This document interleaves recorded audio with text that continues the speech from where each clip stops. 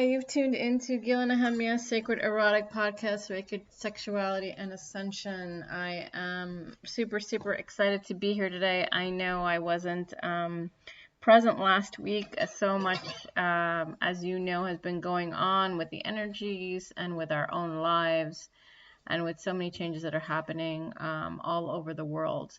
So I wanted to just let you know of some new developments and some new things that are happening for you to join, as well as sharing with you on how to really tune into the frequency of love.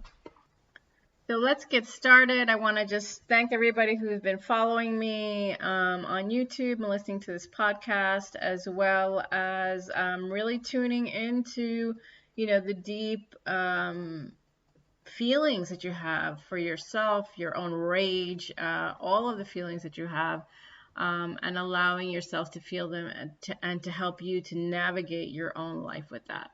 So let's take 3 deep breaths right now. I invite you to close your eyes and breathe deep from your diaphragm all the way up to your upper chakras. Let's do it now.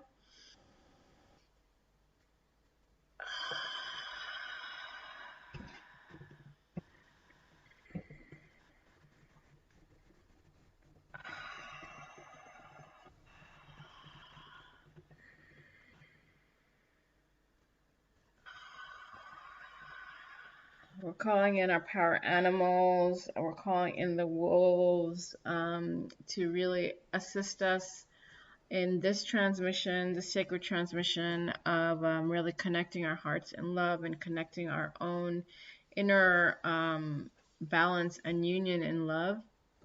We're connecting to Mother Earth and the deep, deep womb space within ourselves and within her to help us to release anything that is holding us back from truly connecting to all of the wisdom within our bodies, within our minds, within our emotions, to really fully show up as our true authentic selves.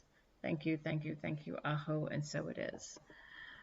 Today I was at the beach, and I was really just like, I was in the water, and I really felt like this whole, we are, 80, 70, 90% water, and this real kind of like pull to the water. I haven't been going to the beach all summer. I'm in Israel, and it's quite hot, but today I was just called to go and spend time in the beach with my dog, and we did do that, and it was really, really wonderful. The waves were nice and calm, and I wanted to share that call to the water isn't, if you're feeling this call wherever you are in the world, even if you're right near a beach, or you don't live near a beach, or you're not near a body of water, please listen to the call, because there's wisdom there. There's information that we aren't fully able to consciously understand,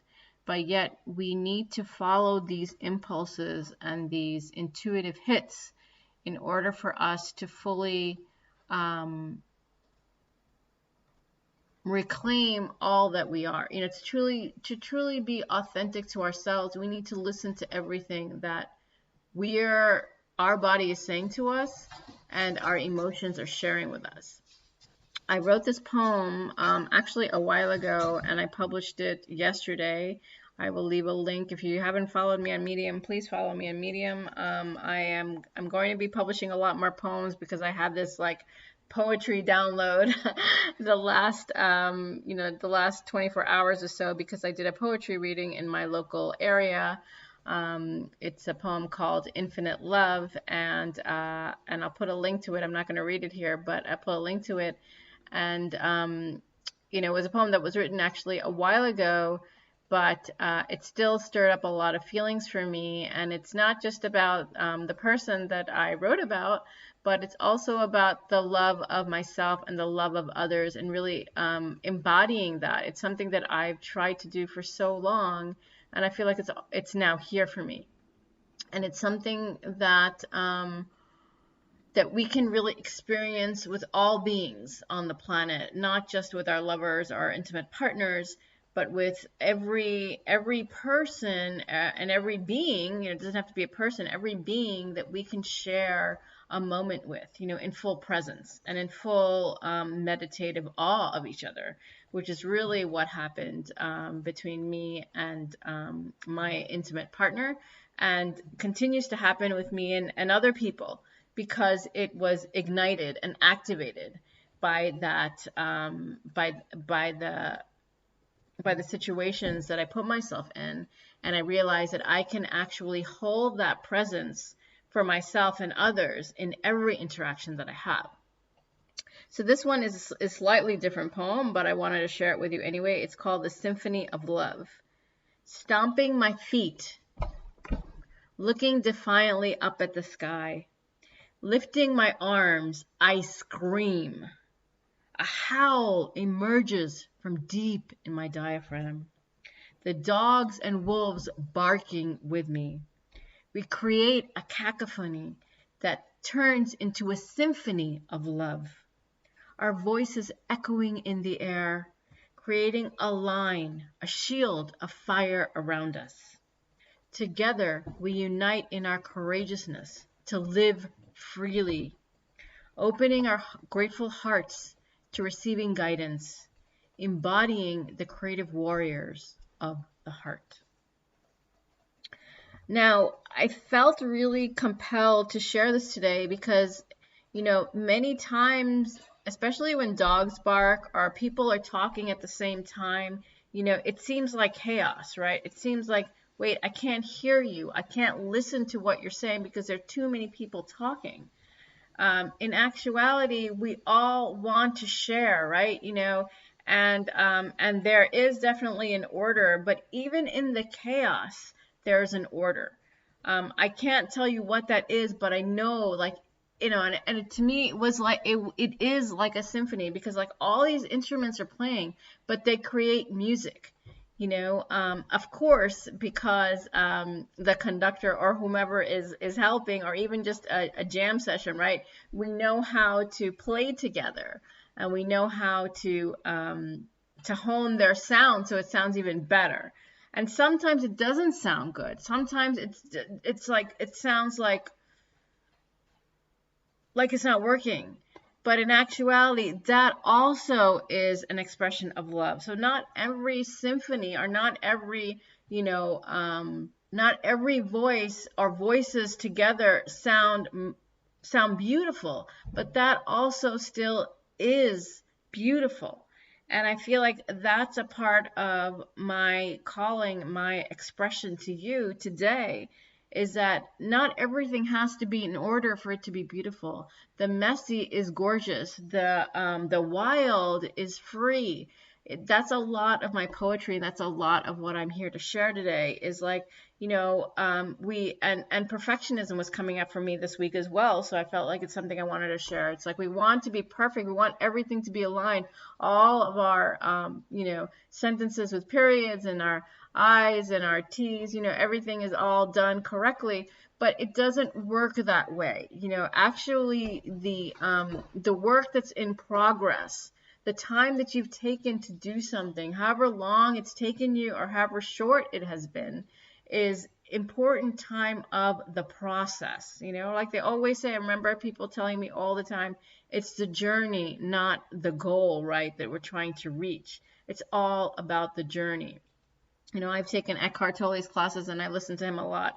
And, it's that presence. It's just that being there. That Infinite Love poem that I'm going to be posting here that you can read on your own, it was all about our meditative presence with each other. And we were always really present with each other at any time. And that's what made the relationship so special, because it was never like... there wasn't a distraction to take us away from each other when we were together. And that was very different for me, because my mind was always reeling when I was with other people, except this person. And it activated me to know that I can actually have that presence in anything that I do. And I feel like, and in anything that I'm doing, even if it's messy, I can be present with that and acknowledge its beauty in its messiness, or even in its rawness, or even in my sadness.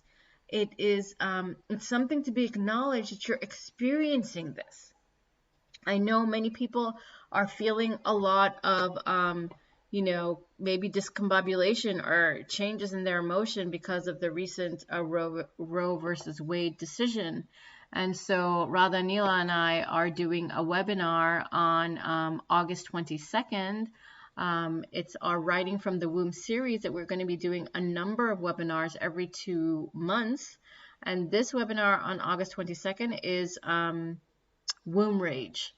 So it's directed towards women who are feeling this call to really express what is going on in their womb, both from that rage perspective, in terms of trauma that they may have experienced, as well as the creative power that happens when we can access that rage. I wrote another poem called, I believe it's called Rage, or something similar to that, a Scream, again, that you can find in Medium. And that whole act of me really letting myself go to that place that seemed so chaotic and destructive led me into such beautiful heights. And I have to say that the period that I was in, getting into that rage was definitely messy, and it was very emotional. And, sometimes I would cry at work, or I would have these uncontrollable, fits of like, confusion, or even just like, anger, and directed at others, until I finally found that like part of that direction was also at myself, of putting myself in the situation. But we're not just talking about our lived life, right? We're talking about past lives, other things that we may have felt persecuted, maybe have been suppressed through generations. And I'd like to share, without getting into too much detail, that for me, specifically for me, and generations before and after me, is this feeling of being alone. And, it's something that I know that I've struggled with, that I know that generations have struggled with before me and after me. And I know that it stops with me, because I no longer feel that, the whole social programming of couples and things like that, I no longer feel I need to live in that paradigm.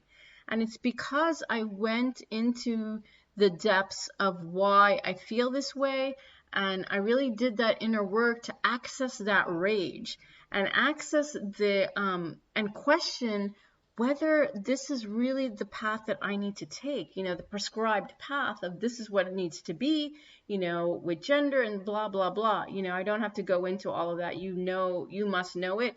Or if you don't, schedule a call with me and we can discuss it. But we don't have to fit any paradigms of how our relationships need to be intimately or not intimately, at work or with our children or anything. We can create a conscious relationship with anybody, as long as both parties are willing to be conscious together. And I feel like that is really the difference. And allowing ourselves to heal, and not waiting to be healed to get into any kind of new career move, or new relationship, or new house, or anything that you want to do for yourself. You don't need to wait to finish something, to start something else. Everything is already happening. Everything is in motion. And it's in the messiness, it's in the mud, it's in the darkness that we allow ourselves to move into a new cycle. And until you can receive that, you might feel stuck waiting, and you don't have to wait. There's nothing to wait for. It's just moving through the energy, whether it's physically moving or figuratively moving. this is the biggest thing I'd like to share today. When I was traveling in India, we were moving around a lot. We went from the south of India all the way to the north of India in a matter of five months, 5.5 months, and that was a continuous movement of energy. You know, I think originally, or I believe originally, we were all nomadic. You know, we were always moving around, and we rarely stayed in the same place, which is why we have this desire. If you ever read Women Who Run with Wolves by Clarissa Pinkola Estes, which was one of my Bibles for very, very long, and I did a podcast on her as well. It's that need, she says in the book, it's that need to leave. And we must honor that need to leave, you know, whether it's moving with our pack like wolves or moving by ourselves, and letting the pack stay for periods of time. It could be hours, it could be days, it could be weeks, it could be months, it could be whatever we need. But it is that psychic need to go and to return at some point. And there's nothing wrong with fulfilling that need. So I think another thing that I'm trying to say is that the societal, directive to just always be in the home or to take care of the children all the time or do everything with, I think we're learning that we must honor ourselves and we must honor our own feelings and our own wisdom at all times, even if it seems, strange or weird, or we don't have an explanation. We don't need any, right? We get the right to withdraw when we want to withdraw. We get the right to come in when we want to come in. We don't have to answer to anybody. We can respect other people and share with them, but we also don't have to. So really be careful about what you are desiring to show up. Really be cognizant of how you want to show up in your life and take the time to figure that out. Because, the only person you need to answer to is you. And whoever wants to stand by you or walk with you or journey with you, you can allow that or not. It's all your decision, and it's no one else's decision to make but you. And I feel like much of our lives have been determined by others, our families, our partners, our children, our animals, or whatever, but not us. And especially as women, we might have a lot of rage around that because it's usually been our fathers, our husbands, our, in many cases, somebody, it doesn't always have to be a male, but someone who's domineering us is directing us and are dominating us. And now we get to actually balance that out and take care of ourselves and allow our own masculine to lead us and allow that feminine to join together in a different force like never seen before. So we're moving into more and more of balance in our relationships with ourselves, with others. And it's really a symphony of love. And that symphony is all about you. It's all about how you are the warriors of your own heart, and allow your heart to lead the way. Allow your womb space to lead the way. Allow yourself to channel straight from your womb, and to be really clear that this is what it is at the moment, and it can change in the next, but this is how I'm feeling right now. So I just wanted to honor you for stepping into that. And if you're, needing assistance with stepping into that, I invite you into Writing from the Womb Rage webinar. I'm going to put a link in the details to sign up today. It's $44 for an early bird, and until August 13th, and after that, it's the regular price of $111. So I definitely encourage you, if you're feeling the call, to definitely sign up today and register.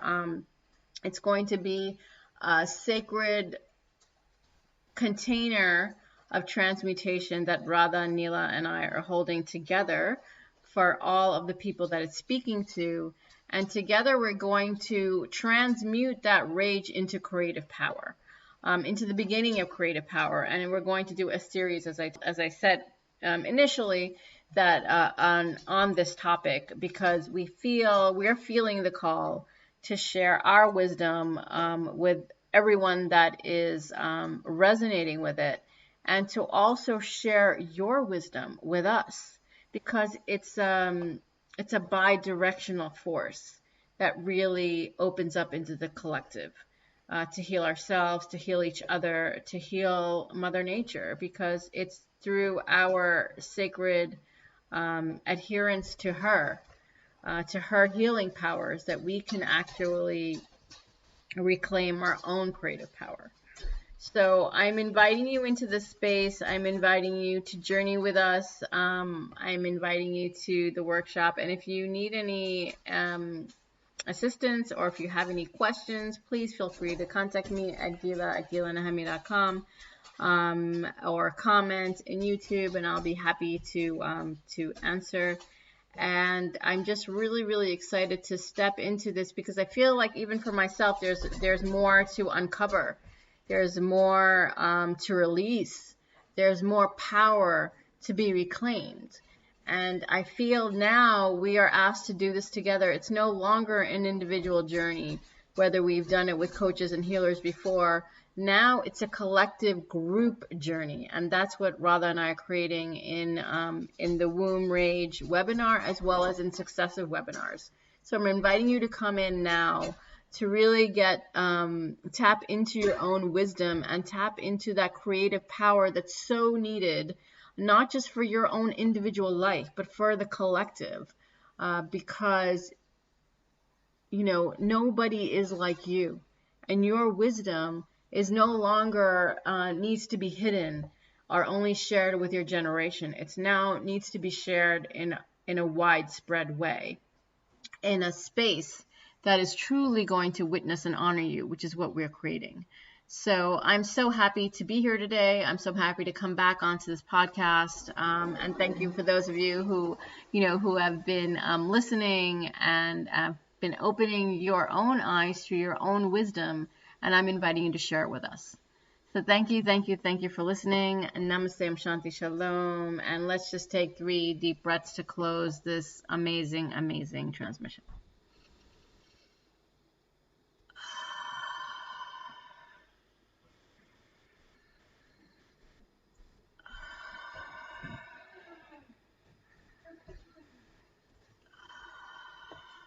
Thank you. Aho, and so it is. All the details are below for the webinar and for Medium, and I look forward to hearing from you.